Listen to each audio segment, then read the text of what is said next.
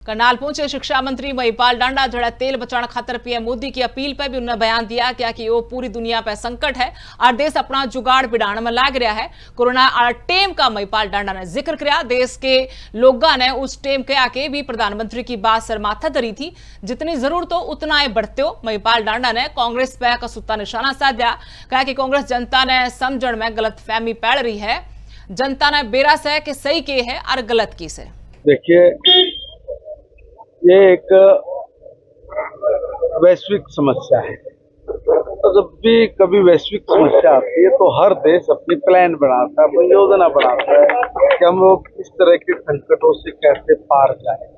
माननीय प्रधानमंत्री जी ने जब कोरोना काल आया था उस वक्त भी देश के लोगों से अपील की थी। देश के लोगों ने उस अपील को माना। नतीजा ये निकला कि दुनिया भर में जो विकसित अपने आप को देश कहते हैं उनको बड़ी हानि उठानी पड़ी और उसमें भी हमारा बड़ा बचाव रहा था।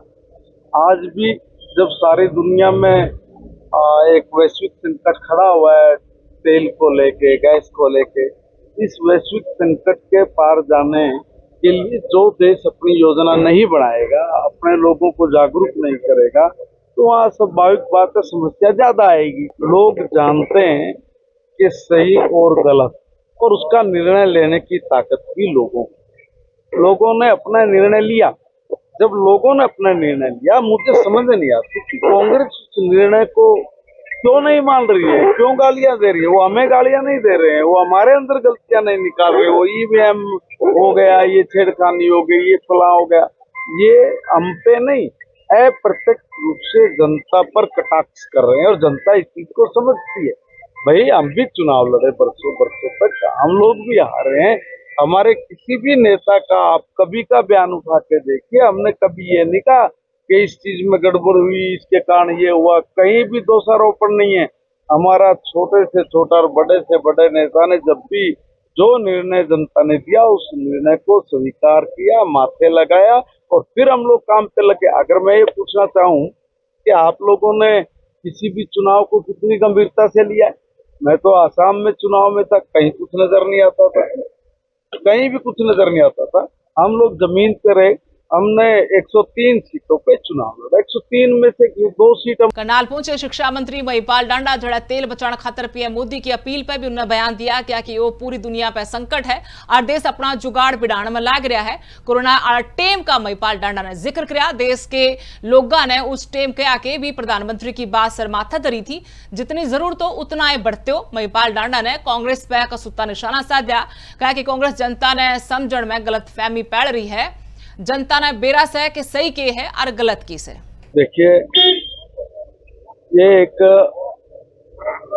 वैश्विक समस्या है। तो जब भी कभी वैश्विक समस्या आती है तो हर देश अपनी प्लान बनाता है, अपनी योजना बनाता है कि हम लोग इस तरह के संकटों से कैसे पार जाए।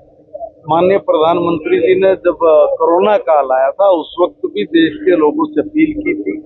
देश के लोगों ने उस अपील को माना। नतीजा ये निकला कि दुनिया भर में जो विकसित अपने आप को देश कहते हैं उनको बड़ी हानि उठानी पड़ी और उसमें भी हमारा बड़ा बचाव रहा था। आज भी जब सारी दुनिया में एक वैश्विक संकट खड़ा हुआ है तेल को लेके, गैस को लेके, इस वैश्विक संकट के पार जाने के लिए जो देश अपनी योजना नहीं बनाएगा, अपने लोगों को जागरूक नहीं करेगा, तो वहाँ स्वाभाविक बात है समस्या ज्यादा आएगी। लोग जानते हैं कि सही और गलत और उसका निर्णय लेने की ताकत भी लोगों ने अपना निर्णय लिया। जब लोगों ने अपना निर्णय लिया, मुझे समझ नहीं आती कि कांग्रेस उस निर्णय को क्यों नहीं मान रही है, क्यों गालियां दे रही है। वो हमें गालियां नहीं दे रहे हैं, वो हमारे अंदर गलतियां नहीं निकाल रहे। वो ईवीएम हो गया, ये छेड़खानी हो गई, ये फला हो गया, ये हम पे नहीं, अप्रत्यक्ष रूप से जनता पर कटाक्ष कर रहे हैं और जनता इस चीज को समझती है। भाई, हम भी चुनाव लड़े बरसों तक, हम लोग भी हारे हैं। हमारे किसी भी नेता का आप कभी का बयान उठा के देखिए, हमने कभी ये नहीं कहा कि इस चीज में गड़बड़ हुई, इसके कारण ये हुआ। कहीं भी दोषारोपण नहीं है। हमारा छोटे से छोटा और बड़े से बड़े नेता ने जब भी जो निर्णय जनता ने दिया उस निर्णय को स्वीकार किया, माथे लगाया और फिर हम लोग काम पे लगे। अगर मैं ये पूछना चाहूँ कि आप लोगों ने किसी भी चुनाव को कितनी गंभीरता से लिया है?